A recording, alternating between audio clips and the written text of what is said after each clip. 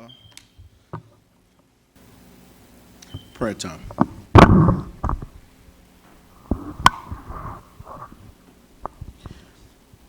In the name of Allah, the Beneficent, the Most Merciful, surely being turned to thee, O Allah, trying to be upright, to him who originated the heavens and the earth, and I am not from among the polytheists. Surely my prayer, my sacrifice, my life and my death are all for Allah, the Lord of the worlds. No associate has thee in this. I am commanded, I am of those who submit. O Allah, thou art the King. There is no God but thee. Thou art my Lord, and I am thy servant. I have been greatly unjust to myself, and I confess my faults. So grant me protection against all of my faults, for none can grant protection against faults but thee. And guide me to the best of morals, for none can guide me to the best of morals but thee. And turn away from me the evil and the indecent morals, for none can turn away from me the evil and the indecent morals but thee.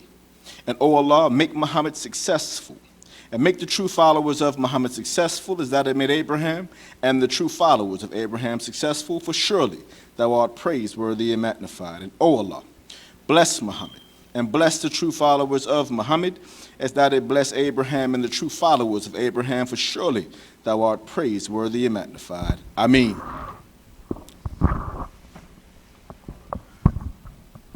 In the name of Allah, the Beneficent, the Most Merciful, I bear witness that there is no God but Allah, and that Muhammad is his messenger. I greet you all in the greeting words of peace and of paradise. We say in the ancient Arabic language of our fathers, Assalamu alaikum. Brothers and sisters, welcome to our Nation of Islam weekly broadcast, live here from Muhammad's Mosque number 12, where we return to share more of the life-giving and the life-saving teachings of the most honorable Elijah Muhammad, as given and delivered today by the Honorable Minister Louis Farrakhan. We want to give our thanks and our praise to Allah for his love, his mercy, and his many blessings upon us. As it was written in the book of Genesis in the 15th chapter, after 400 years, God's people would be enslaved in a strange land and would be afflicted or tormented for that time. But after that time, God would come in person and deliver his people and punish the nation which made his people slaves. Well, brothers and sisters, we are in that time today, and we thank Allah for the great substance that we have found with the Honorable Minister Louis Farrakhan. There's another scripture that says, people that walked in gross darkness have seen a great light. And we have definitely seen that light through the Honorable Elijah Muhammad and the Honorable Minister Louis Farrakhan. We thank Allah for these great men, because if it were not for them, where would we be? We wouldn't have a mosque or a place to meet or come to. We wouldn't have a foundation to stand on. If it were not for the most honorable Elijah Muhammad, the black church would not know the black Jesus the way they do today. If it were not for the Honorable Minister Louis Farrakhan, we wouldn't know who his teacher is, the most honorable Elijah Muhammad, to the degree that we do. Because we know that the God that he represents, when we know him, then we know our life and we know our Savior. All praises are due to Allah. If it were not for the Honorable Minister Louis Farrakhan, we would not have a nation and a flag to be proud of today, to raise high, to give hope and inspiration to our people who still walk in darkness. We are so grateful to Allah for the Honorable Minister Louis Farrakhan, a man that don't quit, a man that doesn't fold, a man who is determined to reach his goals. And as the sister said at DMX's homegoing, she said, at this point, I think it's safe to say that the Honorable Minister Louis Farrakhan is aging backwards. All praise is due to Allah. But brothers and sisters, we thank Allah for this great man, the Honorable Minister Louis Farrakhan, because when no one believed that the great work of his teacher, the most honorable Elijah Muhammad, could be rebuilt, when the nation had fallen and many had given up, it was the faith of one man that brought us back here today. And not only did he bring the nation back, yes, we did do that, but he has also laid for us a foundation and taught on every subject imaginable to give to us a strong foundation for this time, that we too could be beneficiaries of the great beneficent God who came in the person of Master Fard Muhammad. All praise is due to Allah. So today, brothers and sisters, our keynote presenter will be our student regional minister here in the Delaware Valley, our big brother, student minister Rodney Muhammad, who's going to give us more knowledge of the time. Today you may hear about some political aspects, you may hear from some historical perspectives, spiritual components, but when our brother gets cooking, dealing with the revelation of God as given to the most honorable Elijah Muhammad and the honorable Minister Louis Farrakhan, he is indeed at his best, but it is evident that he too has a teacher. There's no teacher on the scene today with more wisdom and experience than the honorable Minister Louis Farrakhan. All praise is due to Allah. But back to our brother today, you know, student minister Rodney Muhammad has been blessed to be in the classroom of giants and great men and women like Minister Abdullah Muhammad, Brother Jabril Muhammad, Mother Tanetta, may Allah be pleased with her, Student Minister Ava Muhammad, just great brothers and sisters that help to pave the way and lay the road that we may travel today. Brothers and sisters, it's important today that we have experience because it seems like we've been here before. The Honorable Minister Louis Farrakhan said in the rebuilding era, he said that I want to make this so clear to you. I want to teach you so thoroughly that when you go through your test, like we did in 1975, it would be like an open book test. All praise is due to Allah. All praise is due to Allah. Because we failed the first term examination of Messenger Elijah Muhammad, but this time around, for this generation, this open book test will be easier because someone cared enough to leave a provision for us. But the question is, you know, what book and whose book do we have open today? We want you to wipe the cold out of your eyes, open your ears, open your hearts today to a message that can absolutely save lives in a dark hour. We're living in a time where they're talking about vaccines and mandates. They're talking about unemployment, talking about poverty rates, stress, addiction, prisons, and everything else that's going on in our communities. But what we need today is hope. What we need today is that light. So brothers and sisters, we want you to know that a solution was prepared for us. And at this time, I want to bring up our student regional minister here in the Delaware Valley, who's going to talk about some of those solutions today. Please bring to this, as we bring to this rostrum, student minister Rodney Muhammad. I thank you. Assalamu alaikum. Wa alaikum salam. Thank you, sir. Thank you. Thank you. Thank you.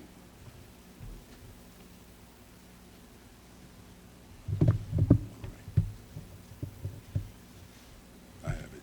Thank you so much. In the name of Allah, the beneficent, the merciful, the one God, to whom all praise is due, the Lord of the worlds, we thank Almighty God, who is the revealer of all truth and the sender of all prophets, of whom we make no distinction.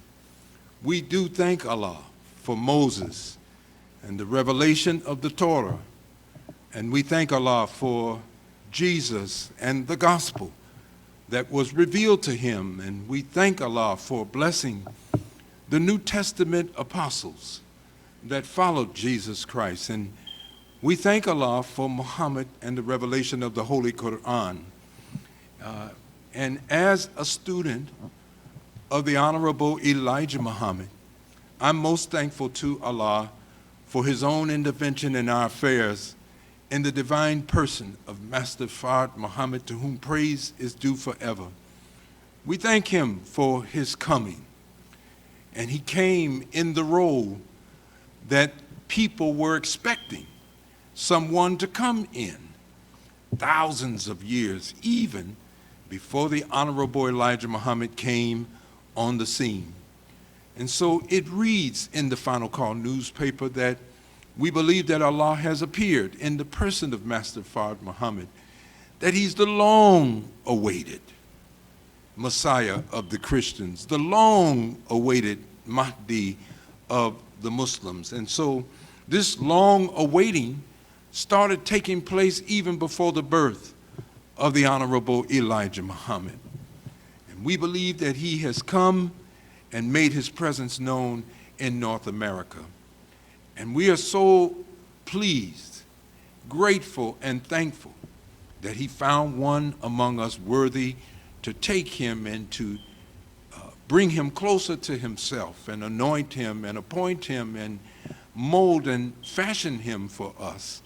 The most honorable Elijah Muhammad, evolve him and make him greater than the state and the condition that he found him in. And so we are thankful that the most honorable Elijah Muhammad, that we can see him now even in an exalted state. And that the two of these men, I stand before you today eternally indebted to them for their student, their servant, and their apostle. Our leader, teacher, and guide today, a man who is not in the same condition that they found him in 1955, the Honorable Minister Louis Farrakhan, now a messianic voice to us and the world. And I greet you in their names with the greeting words of peace, Assalamu alaikum. I'm Student Minister Rodney Muhammad, the Student Regional Minister here for the Delaware Valley, just a little helper to the Honorable Minister Louis Farrakhan. And I'm so thankful to him for this rare, golden, and historic opportunity to serve in such a very, very special way. We have been blessed to come before you in our reopening here at Mosque number 12, and we certainly want to let you know that on our reopening, we're calling on you, our public, to donate. You can go to mosque12.org. Go to mosque12.org, and there are easy steps for you to join the family of donors that are helping us. And we thank you for your donations to Mosque number 12 to help us as we are working now. This Saturday,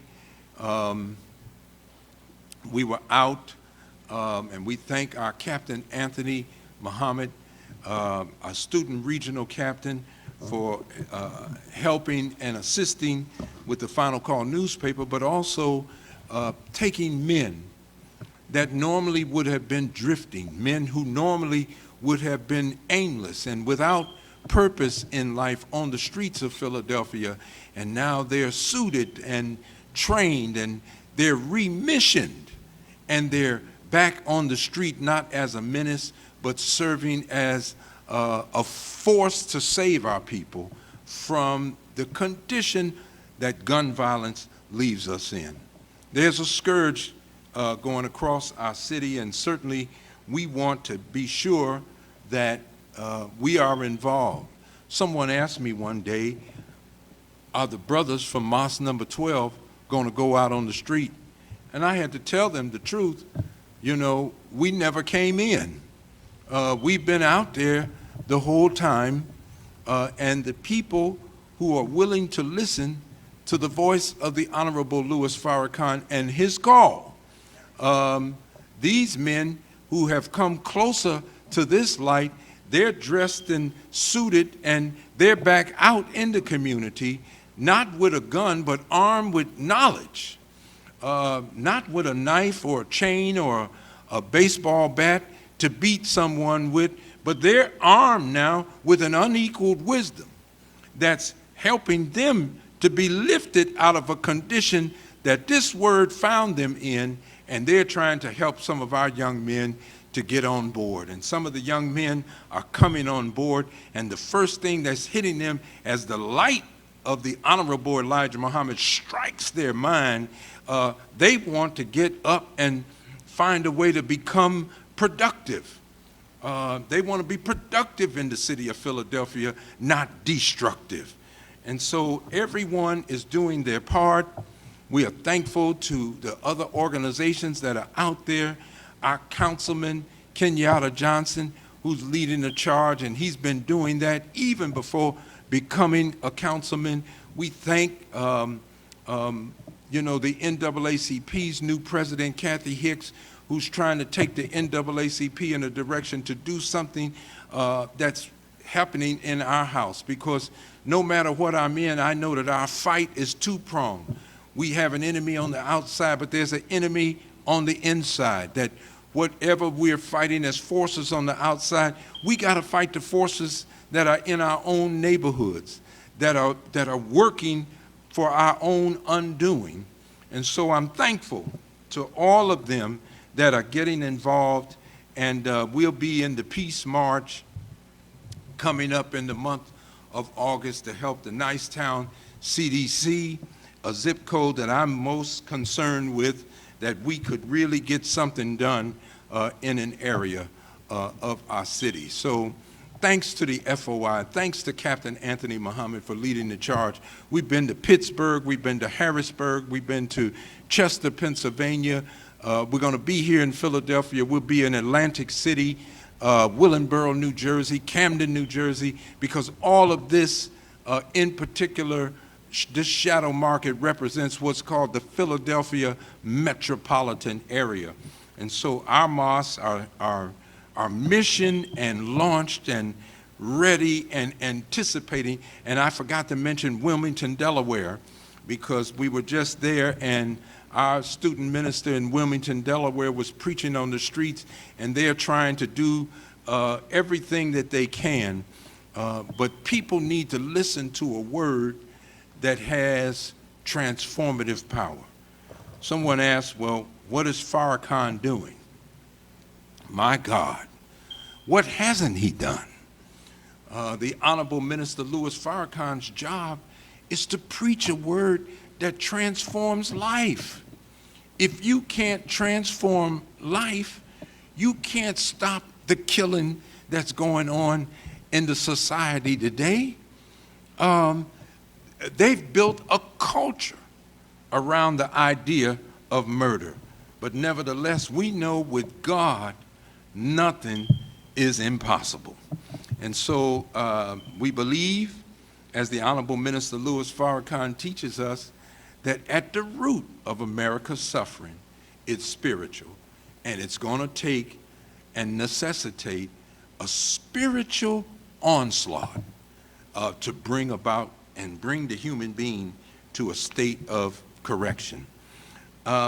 We have been, and we will be on a Quality of Life series, and I posted, again, a question or a series of questions that I have been presenting for years. You know, if you wake up and on your awakening, there's a rattlesnake in your bed. If you go and find acid in your mouthwash, arsenic or some form of poison in your oatmeal, rush to your automobile to go to work and find that there's a bomb planted up under your car. How long would it take for you to realize that somebody is trying to kill you? Well, if you're in a community and when you look, you see urban decay. When you look, you see the product of disinvestment. When you look, you see that every stumbling block that a human being can find, every booby trap that there is to snare us and catch us and lead us down some dysfunctional, destructive path, as opposed to what we see happening to other human beings around us, maybe even on television, being cultivated in a different way, being offered better advantages. And they're finding a pathway to a better life where we are only left to struggle and see death and suffering. And we live in a survival mode. And in a survival mode, we're constantly tensed up, frustrated, and as we showed you last Sunday, that the Honorable Louis Farrakhan said that when you're living in a racist society, and you have to realize that a racist society, you could be living in one place and the racist can be living in another place, but he's only racist because even though he's not living in the same place that you're living in, he controls what you're living in. And he manages the circumstances by which you are living. If the skunk sprays something on you, the skunk doesn't have to be there for everybody to know that the skunk has been there. So the Honorable Elijah Muhammad, back in the 30s, he was showing us that the skunk of the planet Earth brings his stench or his way of civilization, and that way of civilization is contrary to the truth and contrary to the nature that you and I have been created in. And when you try to live a life outside of the principle and outside of the law that you were created in, you'll never be successful.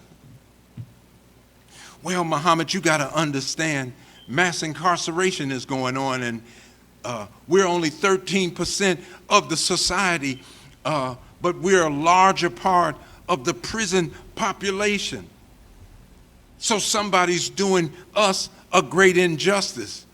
I don't deny that somebody is doing us a great injustice, but greater is the injustice that we are doing to ourselves. So the Honorable Elijah Muhammad didn't give us a prayer to say, oh Allah, someone else has been unjust to me. No, we say, oh Allah, I have been greatly unjust to myself. Why? Because my nature is righteousness. And if I want to live unrighteous, if I really want to be a criminal or a crook, I'm already assigning myself to be unsuccessful at it. Because to be a crook and to be a criminal is not the nature that I'm created in. So I'm going to end up in jail. You say, but it's still unjust, Brother Rodney. Yes, because you and I weren't made by God to be criminals, so we're never going to be good at it. The criminal is the one that's locking you up. The criminal is the one that's taking your tax money and building these prisons all over America because they know they can fill them up with you. We weren't in the jails when we were in chattel slavery, but as soon as we came out, they designed a law called the vagrancy law. And the vagrancy law said a black man has to be in a work contract. And if you pick one up and he's not in a work contract, he's a vagrant. So you get arrested for being unemployed. My God. And with your unemployed self and my unemployed self, we would be arrested, and then the court would assign us to someone who would function over us like a slave master, and we would be assigned a work contract there for a number of years as a prison term. So the crook designed a criminal justice system. The crook designed a prison system out of a need to have labor that they were not to have anymore without paying you, without paying me, because slavery, chattel slavery, was said to be over. So we can go through so much of what is in this land that is unjust, but the Honorable Elijah Muhammad teaches us that what we've really got to look at is being unjust to ourselves. And so the Honorable Minister Louis Farrakhan said, what other people are doing to us, it is important. But he's always maintained what's more important is what we're doing to ourselves and doing to each other. Knowledge is necessary to help us to come out of the condition that we're in. I know. We feel like we should just get some legislation and get some money. And certainly we need money. But if our condition is that we are without knowledge, and the Bible says, my people suffer for a lack of knowledge. They don't suffer for a lack of resources from the government. Their suffering is coming as the result of a lack of knowledge. Well, then what knowledge do we need if we've got bachelor's degrees, master's degrees, doctorate degrees? if we are armed with academic knowledge from the present world, that's not sufficient to restore us to a people who are completely separated from their nature, and they have been morally and spiritually destroyed. So I go back to the slide that we had last Sunday, menticide, the killing of the mind. Because when you're a slave, the Honorable Elijah Muhammad said, to menticide, when you're a slave to the mental state of death in your mind, and that's the destruction of the mind, everything you do, you're going to do with your mind. And when we see somebody doing something that's not in their best interest, you're doing something that's only bringing you to disgrace and ruin and self-destruction, we use the term, I lost my mind. That's why you'll see in The Wizard of Oz, Dorothy's trying to get home, and she's coming down the yellow brick road of really self-development. And the first one she runs into is the Scarecrow. And Dorothy's at a fork.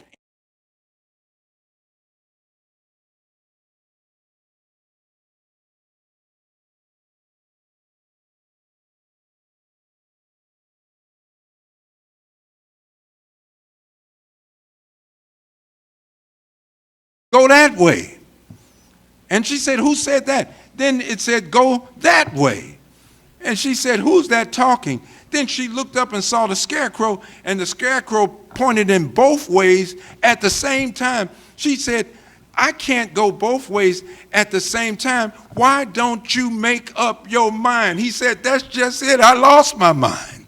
That's us, right in the black community in these United States of America. We've lost our mind because our mind has been stolen from us, and we have been wrecked. And so with our own hands, we bring about our own ruin because our mind has been made not to necessarily be our friend. The father of this world, the Honorable Elijah Muhammad, said, your problem is you get knowledge, but you get branch knowledge. And any of you that were boys and you used to climb trees, you know that when you're climbing a tree, you're always successful as long as the branch that you pull up on can handle your weight. But if you've been like me, sometimes you didn't calculate properly and you were on a branch and it seemed like it would be able to hold you, but when your weight came up on that branch, the branch cracked. And you could literally come tumbling down because the branch could not hold your weight. So when we are entertaining branch knowledge of the present world that we're in, we're finding that it's too weak to stand the black man up again because the weight of our condition is too weighty and it's excessive for the knowledge that this world is offering. So when the Honorable Elijah Muhammad came to us, he said, man, you need to be re-educated and you need to be retrained. And re-education means now that we have to get root knowledge. Root knowledge means that you have to go back to the origin of everything. You not only have to go back to your own origin, but you have to go back to the origin of the people that are oppressing you. Not out of hate. They want to make you think that because somebody wants to teach you into the origin of the human family of the planet Earth, that somehow you're teaching hate. No, we need to go back to the beginning because we've been cut off from it. And history is best qualified to reward us research. It's the most attractive, according to the Honorable Elijah Muhammad, because history serves as a guide for us. And when you need something to serve as a guide, that means that yesterday has a foundation for you, and today is built on yesterday. If I know who I was, then I'll know who I am.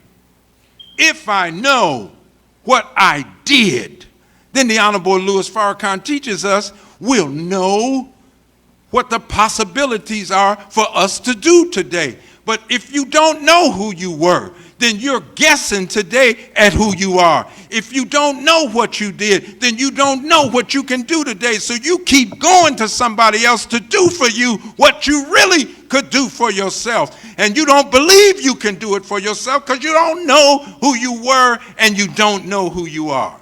So the Honorable Elijah Muhammad is bringing us into self-knowledge. And when we go to the origin of this world, we find that Mr. Yaqub, when you pronounce his name in the Hebrew, is Jacob. But Mr. Yaqub was a genetic and was a social engineer. So look at these two words, genocide and menticide, because you control the social order of human beings through their minds. And Mr. Yaqub was a genetic and social engineer. He brought about systematic rape so he could produce a new crop of people, and he brought about the menticide, the killing of the mind of the slave on the plantation, and by these methods being improved on generationally.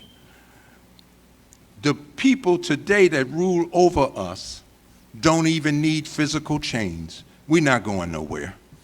They don't even need to cage us in because we have decided that the cage, we have decided that the limitations and the parameters set for us is what we must live in, what we must achieve in. All of our dreams have to be limited to the cage. All of our aspirations have to be limited to the cage. And if they find one that has an aspiration, if they find one that has an idea that's outside of the framework of the thinking that they want us to have, then that person is labeled as an enemy. And that is why the Honorable Minister Louis Farrakhan is met with great disapproval by the rulers of today's world, because when they hear him talk and what's coming out of his mind, they can hear in that talk the end of their rule. I found something interesting that, and Brother David was touching on it, that the coronavirus or COVID-19 and the present vaccines that the pharmaceutical companies are out here in a fast race to get one in front of the other, that the real argument in the country is about a needle. And when Mr. Muhammad took us back into Mr. Yaqub's history, one of his early workers was a nurse who used the needle to bring about the death of those that they didn't want in their society. Well, the needle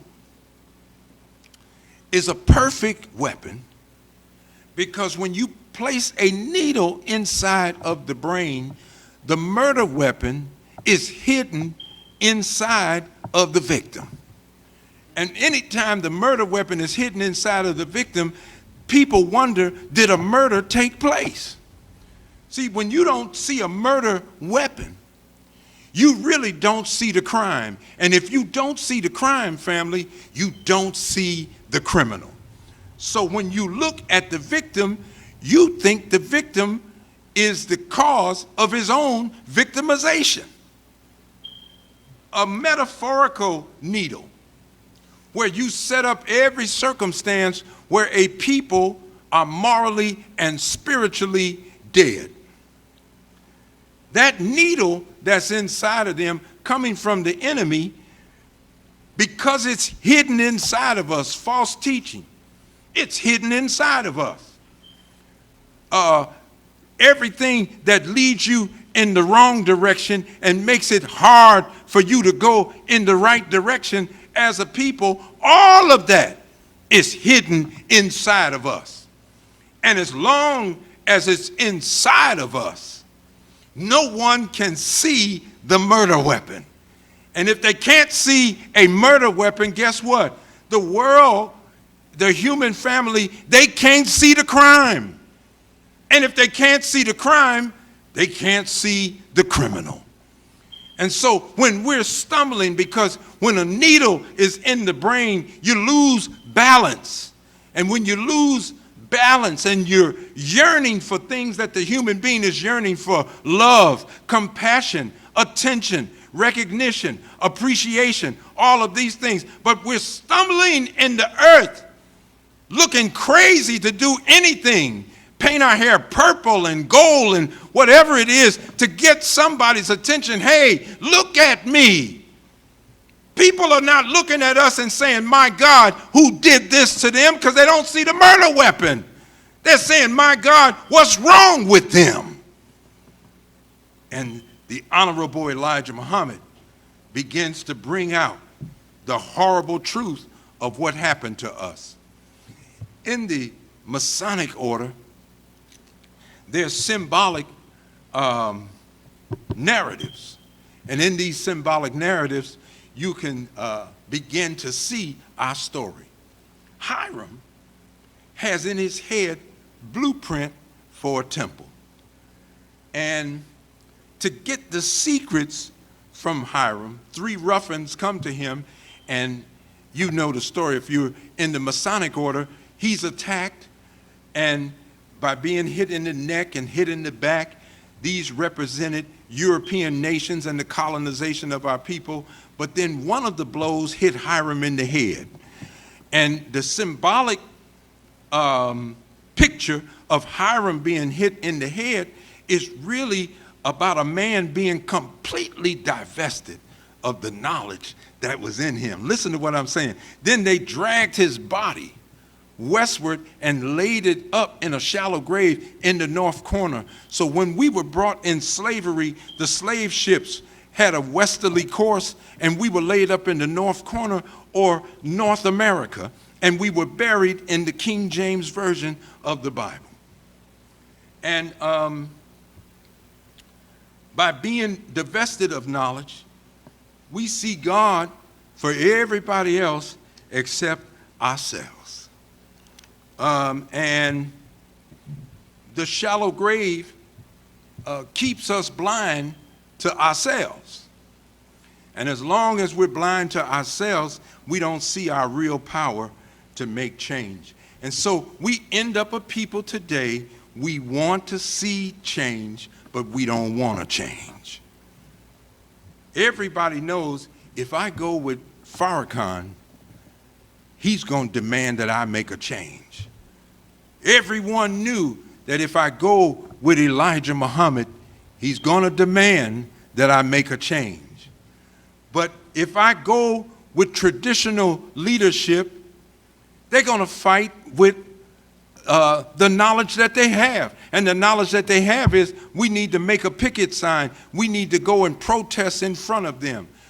We need to appeal to their conscience, only to find out there's not a conscience, not with those that are in rulership. And so we find ourselves continually coming against, a hard wall that we have not seemed to penetrate, not in a substantial way, and we find ourselves in many ways far weaker than we were in prior periods in these United States of America. So this Sunday, I just want to continue with our series that somebody's trying to kill you. I'm reminded and when you deal with our menticide and genocide, that we're not only being killed by others, but we are participating now in accelerating the killing of each other. And to the point, it's a joke, it's on social media, but even the Ku Klux Klan is thanking the brothers in the hood for doing their work for them. I want us to take a look at something the Honorable Elijah Muhammad gave us called the Problem Book. And this comes out of the Department of Supreme Wisdom. I want you to let this sink in, that when the FBI took the Honorable Elijah Muhammad in 1942, they confiscated these writings. And they've been trying to decipher it since that time. They can't make no sense out of it. But whatever's in the Department of Supreme Wisdom, it produced a Malcolm X. Whatever's in the Department of Supreme Wisdom, it produced a Muhammad Ali. It produced a Dr. Lonnie Shabazz. It ultimately played a role in producing Wallace D. Waters Dean Muhammad and many other names that came up out of the Muslim or Islamic said tradition. They had their start with the Honorable Elijah Muhammad. And part of the Department of Supreme Wisdom is a problem book.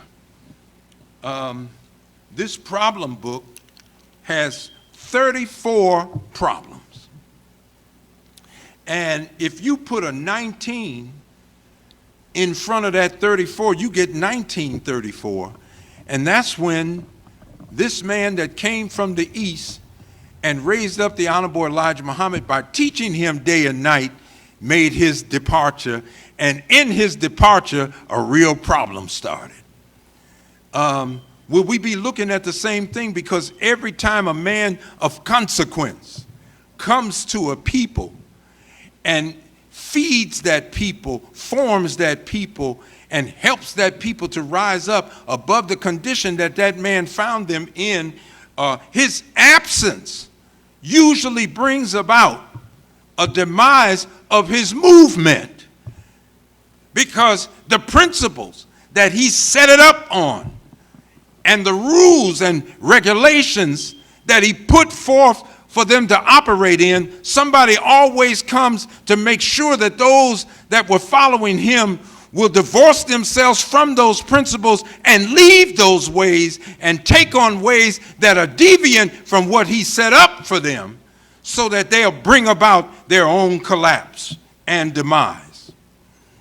So the problem book, notice what it says, that it invites you into it. This book teaches the lost foundation of Islam a thorough knowledge of our miserable state of condition in a mathematical way when we were found by our Savior, W.D. Fard. That's the introduction to this problem book. Now, look at these words. We're not going to be long today, but, you know, we need to look, because it talks about a miserable state of condition. Miserable means being in a pitiable state of distress or unhappiness. To be miserable means to be wretchedly inadequate and meager. To be gloomy, to be pathetic, to be sad, and look at this one, to be brokenhearted. Because we are at the end of a great deal of broken promises. A lot of promises have been made to black Americans over these centuries that we have been here. And not one of these promises has been fulfilled. You ever been promised something and it ends up being unfulfilled? It ends up just being words, but there's no real follow-up on it. It ends up just being words, and you're living a life of unfulfilled expectation. A broken heart. Somebody that was looking for something that would never come. It's like a mirage. It shows you a wonderful place where you can get water and life is growing, and when you get there, you find out it was only in your imagination. The place never really existed. Well, that's That's how it's been in Black America. So part of being gloomy, part of ending up, and what makes us pathetic is that we sit and waiting on it.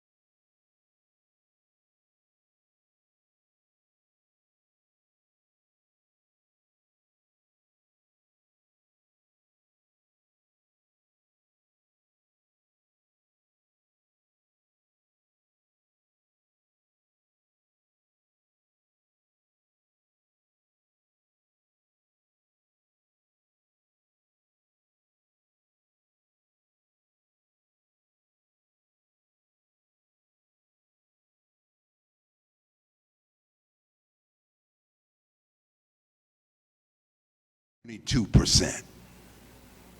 That translates mathematically that we might have as many as 242,000 people in Philadelphia of adult age that can't even fill out an application for a job. You can't answer something when you can't read the question.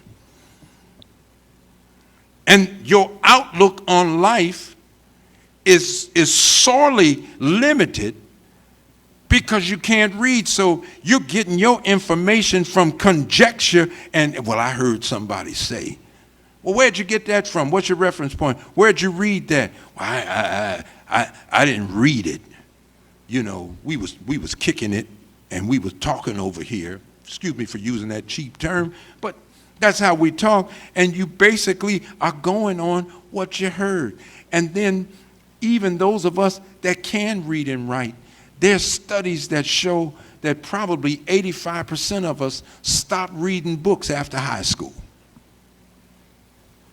You only read, and we only read because we were required to read. But once I was no longer required to read, once nobody was over me, supervising me, making me pick up a book and stuff, I just stopped reading. I don't even read the paper. And some of us probably do more reading now because we got these smartphones and you can scroll down and get a comment here and something there, but it's not reading and reading critically. And if you don't know what was said yesterday, I mean, we're talking about voting in Philadelphia. I read a book that talked about a time in Philadelphia when Charles Bowser ran for mayor. And when I didn't know, but when he ran for mayor, there was some unscrupulous stuff that went on in this city. And so the black community was outraged and they wanted a recount. Do you know there was a citywide recount? And that recount had so many people in black Philadelphia suspicious. They were more suspicious about the recount than they were about the faulty election that took place with Charles Bowser losing in the first place. Guess who did the recount? Committee of 70. And the Committee of 70 is the one that wants to get rid of the sheriff's department, wants to get rid of all the election commissioners and that, saying this is a waste of time in Philadelphia. And our election commissioners, at least they've been going around the city trying to get you registered to vote and trying to educate you on the vote and about the elections and things coming up. And people are trying to hold forums so you can hear what candidates may or may not want to do for you. But my point is to show you about critical reading, you know.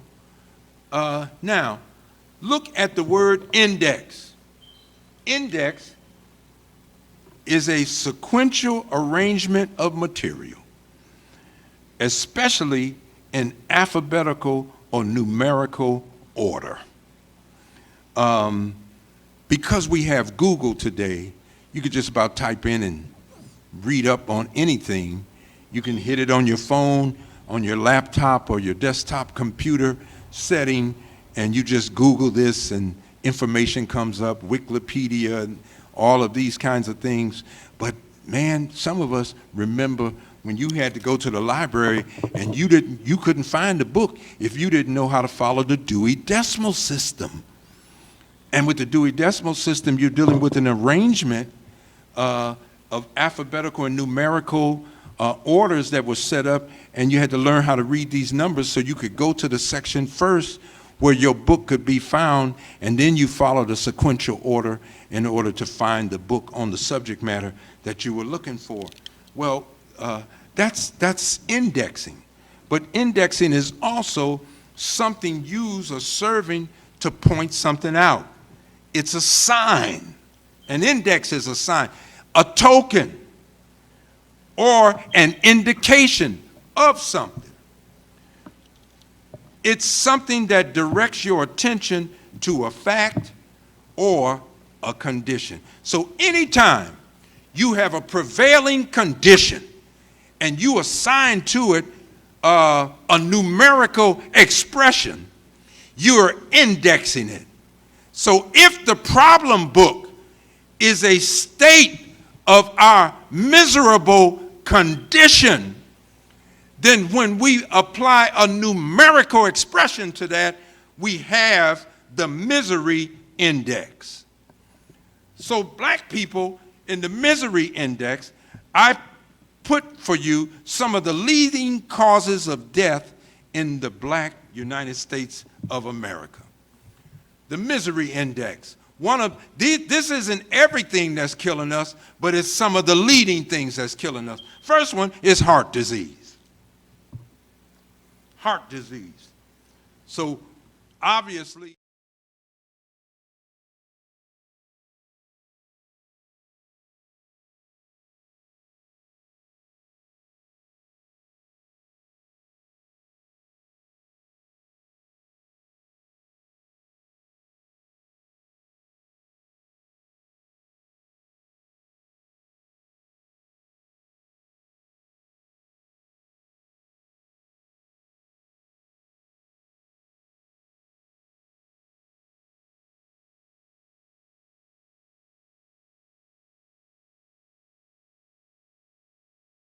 civilization, and there are two things that are driving us right now. One of them is you either trying to be free or you trying to survive slavery. Both of them bring stress. And when you're under stress, the body, see, the brain is a drugstore. It's the best drugstore in the universe.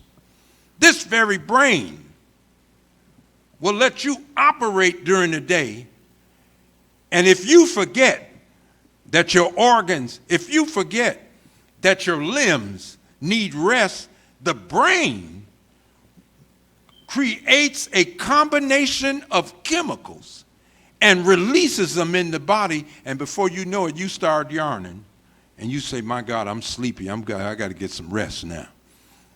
And you know what? You go to sleep. I go to sleep. And did you know that they studied sleep and they found out that sleep is in stages, and that you might lie down for 7 hours, but only one of those hours is the stage of sleep that actually replenishes the cells in your body, replenishes your organs. It literally replenishes the body. And you're so refreshed after that level of sleep. But they also found if you went one more stage, after that stage, you'd actually be dead. So when you're and I are asleep, we are approaching death, but Allah keeps us from going into death. Even as the Quran says, He takes the souls by night. Think of this. Every night that we lay down, He's taking the soul. Those that He wants to remain here, those souls are restored back to us. And if it's your time and my time to go and He keeps the soul, then somebody ends up saying we died in our sleep. And that's why the old folks were right. thank the Lord for another day, because you didn't have to have that day. I didn't have to have that day. So sleep, not only is sleep so refreshing and restorative, it makes you want to lay in its grip. For as long as you feel you need to, because it feels so good to have the body restoring energies that have depleted, and the brain has sent chemicals. So the brain is the one that sends chemicals for your and my awakening. But guess what? The Muslim realizes that sleep is so good, it's a god. Why? Because it possesses power and force. And so at 5 a.m. in the morning, the Muslim is rising up even before then, going through wudu, or an ablution, a cleaning of themselves to prepare themselves to pray to the God. That's the God that got you through the night. That's the God that made it so that you can get up the next day. Should not we start the day off giving praises to Allah?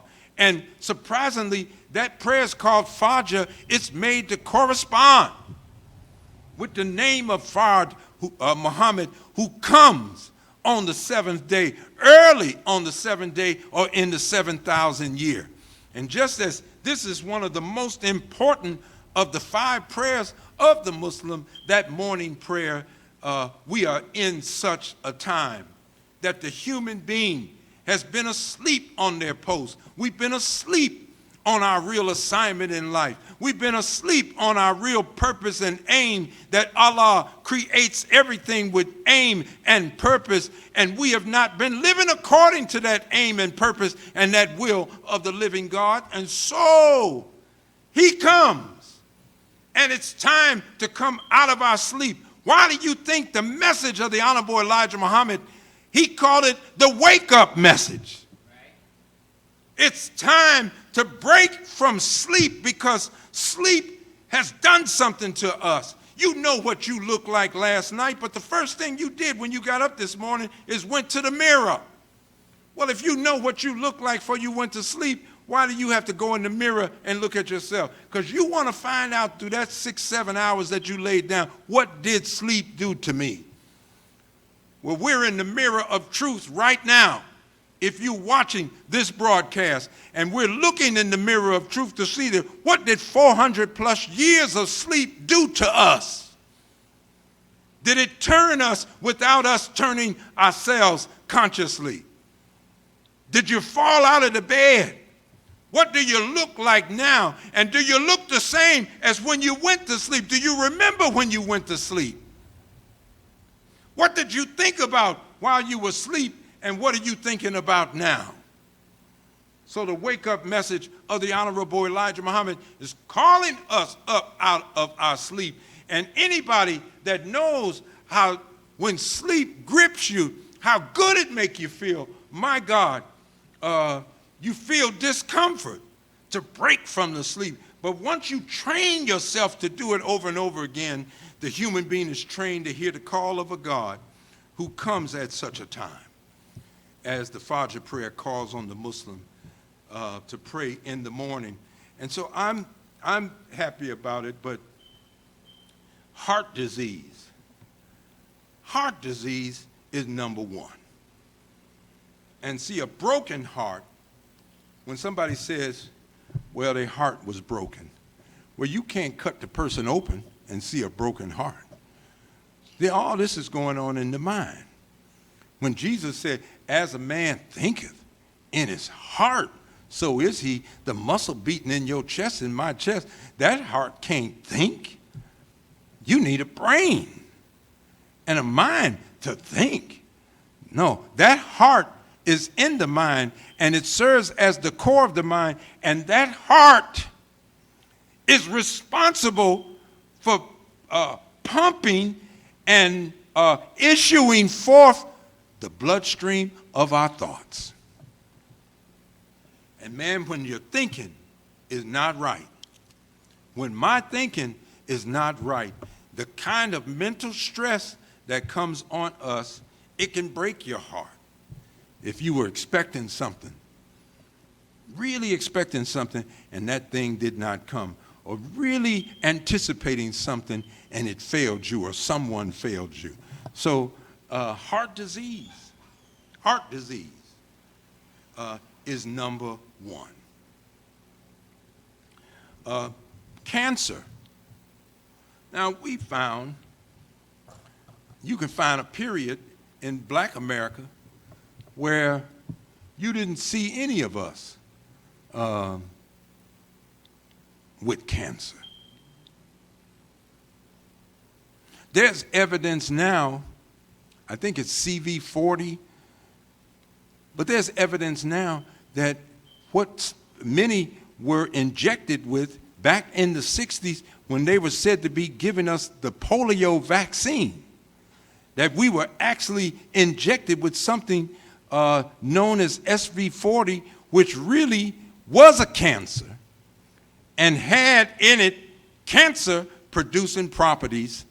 But I know that from the 60s on, and I have a mother that died of cancer, that cancer began to spread in the Black community, but prior to the 60s and the 50s, it was almost unheard of that cancer was among us. But now cancer plagues us in some everywhere. You hear about prostate cancer. You hear about pancreatic cancer. They find cancerous tumors in us now. Breast cancer is a big thing. There are marches dealing with cancer now. And we're finding now that many of these ailments actually have cures that have been discovered, but there's no money in the cure, because if you cure everybody of something, you can't make no money with them being sick and dying. So sometimes we're finding that it's better to just try to manage the disease than it is to bring a cure and get rid of the disease altogether. And that, my friends, is a disease in itself, to even think like that. Hypertension, high blood pressure. This is called the silent killer. But nevertheless, the stress that we're under.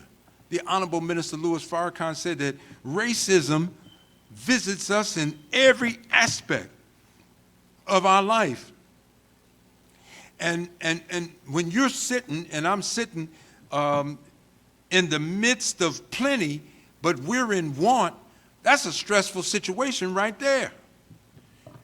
You know, you got people who are living on $2 a day in certain countries. When I study the global poverty statistics, and they don't have hot and cold running water, they don't have a bathtub, they don't have a sink, they don't have a place really to lay their head, they're living outside.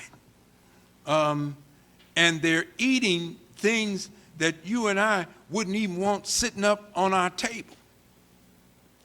I mean, there's some levels of poverty that would really wrench us. When Dr. King was going abroad, I never forget, he went to India and he was in Calcutta.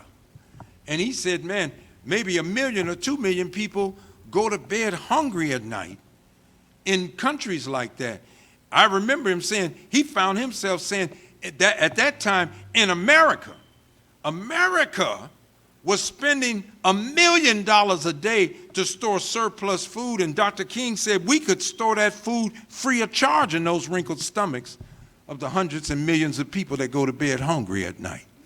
See, but just think of the thinking that's going on in the rulership.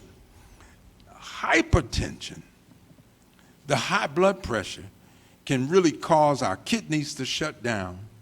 And then once your kidneys shut down, if you don't get on a machine, a dialysis machine, and now our communities are becoming dotted up with dialysis machines, and the state is paying you, you invest in these machines, the state will pay you to have these people come in and sit on these machines every week. I remember as a child growing up, The only medicine we had in the house was anacins or bare aspirin. And somebody might have had some cough medicine. But now people are getting medicine, and they're not taking medicine so many days and getting cured of something. We on medications for the rest of our life. And hypertension is one of those. And a large part of what would bring down hypertension doesn't even require medicine. That's eating proper foods and being real careful about exercise. But sometimes, because in civilization, we have gotten so spoiled. Remember, the messenger said, we haven't only been robbed of the knowledge of ourselves, robbed of our history, but we've been spoiled. You ever seen a spoiled child? You really can't stand to see somebody spoil a child. The child's trying to tie his shoe. No, baby, let me tie it for you. The child trying to learn how to do this. No, baby, I'll do it for you. Don't you worry about it. The child is running around. He just makes a mess. She just makes a mess. We just go clean up the mess, whatever it is. Whoever they injured, whoever they hurt, whoever they offended, we try to come up behind the child. But we never make the child. We never want to correct the child. We never want to make the child responsible for their own behavior. So the child grows up spoiled. And you know what? The child grows up with an attitude that somebody else is supposed to take care of me. And so when we grow up as black community and everything, and we're just making demands on everybody that you should be signing me up with a check, you should be giving me this, you should be giving me that. I do believe in the proper redistribution of wealth and resources of our tax money, but when you've been spoiled, guess what? You really don't want to take responsibility for the betterment of your own condition. Look what Allah says in the Quran. Surely Allah changes not the condition of a people till they first change it themselves. You got to want to see better and do whatever you need to do to make better come. And then when better comes, give you an example. We live on a block, and you're on the block, and we're out there throwing all the trash out on the street and doing everything. And I said, well, you know, I feel a little bad. I'm out of work right now. If I'm out of work and I'm a man, listen to me. I'm out of work and I'm a man. In front of my house should be cleaner than anybody because I had all day to do it. But sometimes the man that's the busiest, who's gone a lot because he's doing a lot, has a better looking setting than the man that does not. And that tells you that, you know, we have a problem beyond just money. We got a problem with our thinking. And if you're raised up, don't know yourself because you've been robbed of the knowledge of who you really are, and you're spoiled, not only are you failing to do for yourself, but you believe that others are responsible for doing for you. And you give more energy to making somebody else get up and do something about what you're doing in your community when no one else can change it but you and I. We can clean up our block. The people that live on that block could say, we got to stop waving at each other and sit down and have a cup of coffee together, and let's work together. And I'll look out for the children while I'm at home, and we try to make sure that the children all know that you got to answer to all of us on the block. And to a large degree, we used to live like that. Now we had a thing, don't you say nothing to my child. And so the children are growing up, and even now, a lot of people are pointing fingers at each other in Philadelphia about the murder on the streets. And you know what? The people who are killing each other, that's what they're doing. They got their fingers pointed toward each other. It's just that their finger is on a trigger. And these guns are going off, and it's resulting in widespread carnage throughout our city. One of the first things we have to do is stop pointing the finger at each other and condemning each other about what each other are not doing about the violence in the community. If you can't show a sense of unity, how the hell are you going to make somebody else see it? You can't even demonstrate it, but somebody else is supposed to change because you want to see something different. You can bring down billions of dollars. That don't necessarily change the mind and the heart of people. You can bring about some conditions that could be favorable for people in that, but you and I know deep inside we got to change. We've been poor. I have seen children. I've lived to see children that didn't have shoes, but it didn't stop them from getting to the schoolhouse to learn how to read. Now you got children with $200 Nikes on, live across the street from the library and never been inside of it. Come on, family. We really got to take a look at ourselves. And a lot of our stress and hypertension got more to do with what we're doing, and it's something closer to home than all the conditions that are around us. And I don't deny that things are set up on the 21st century plantation to make us more self-destructive and less productive, and certainly less connected and unified as we should be. Diabetes, obviously, you know, what we're eating is bringing us closer and closer to the grave. Mr. Muhammad teaches us that with our own mouth, we're digging our grave, and we're going after the quality of life. HIV didn't start with black women, but it ended up being that black women are the leading social group infected with HIV or AIDS. And this is a breakdown of the immune system. And once the immune system is broken down, you know, the immune system protects us against a whole lot of bacteria that's out here. Our body is constantly at war with external agents that try to come in the body and take up residence. We got white blood cells. They're warriors. They go after everything that's set up in the community of self that ain't right. If our minds would work like that, we would only allow our minds to be fed things that are consistent with other material that we've already read that's working toward our betterment.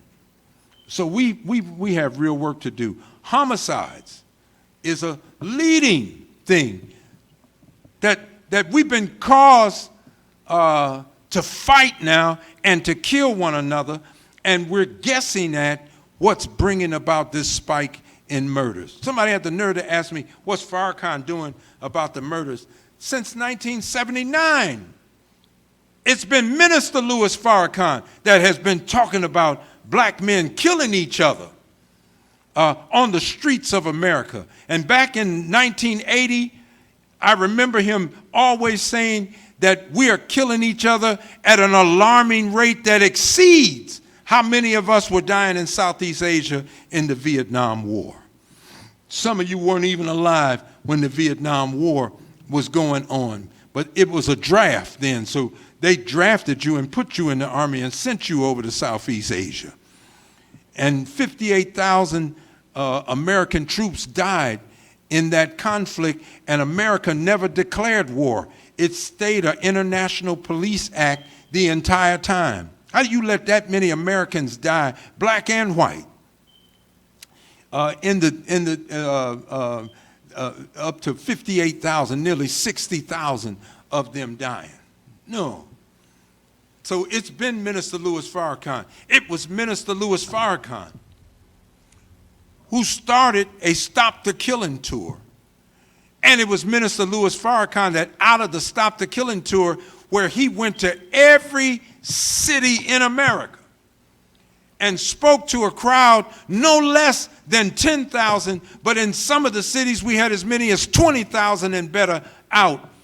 And the Stop the Killing message ultimately led to all men's meetings, and this city fought against us having an all-men's meeting. Other cities wanted to fight against us having an all-men's meeting.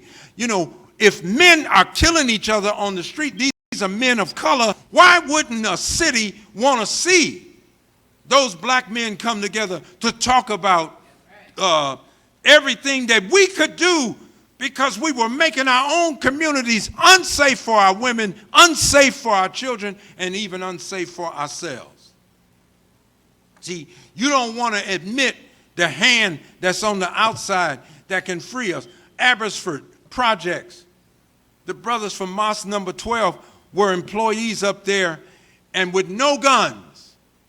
Abbotsford Projects at one time was one of the best run in the country, with crime all the way down. Everywhere that men who had received the transformative word of the Honorable Elijah Muhammad through Minister Louis Farrakhan. We were in these housing developments in Washington, D.C., Baltimore, Maryland, Pittsburgh, Pennsylvania, Cleveland, Ohio, Los Angeles, California, and everywhere, and the crime was going down. Go and Google it and check the record and see who it was that went after the government to make the government make sure that they set no money aside to reduce the crime and the killing and the carnage that was going on in our community. And when they got the government to pull the money and the brothers couldn't be there 24/7 because they had to go find work to be somewhere else, and the crime went back up, this same group of people never came with an alternative plan. Why do you think that is? Because they didn't give a damn about you dying. They didn't give a damn about the rapes. They didn't care about the drugs. They didn't care about us dying like we're dying right now. And you running around the city talking about tell the mayor to stop the violence, tell the governor to stop the violence and that, and you know it's your job. Accidental injury. Congressman Brendan Boyle helped me with a federal report to show how many people in America are dying just from having a gun in the house. One of the things it showed is that when polled, 96 to 97% of the people said, I bought a gun to protect my family and myself from intruders. That's why they purchased the gun. That's the purpose. Now, if you go on the street, and I have, and ask young men, why do you carry a gun? Why do you feel the need to carry a gun? He said, I got to protect myself. They even carry a gun to school and say, I got to protect myself against bullies. I have to protect myself against people that want to do me harm at any given time. I need something to serve as an equalizer. And we're trying to tell them, this is senseless, this is destructive. You shouldn't have a gun, but you got one. And you carry one. And guess what they found when you got a gun in the house? It's about 97 or 98% of the time that these people that purchase a gun in their house, 98% of the time the gun is used, it's not even used on a stranger. It's used on somebody that you know. And some of it, I didn't even realize that a lot of it is suicides. Yes, we're shooting ourselves with our own weapons out of stress, out of frustration for the conditions that we find ourselves in. And so we want to stop the violence and everything, but you can't just get a few shootings down and go home and think everything's going to be all right. There are causes to this.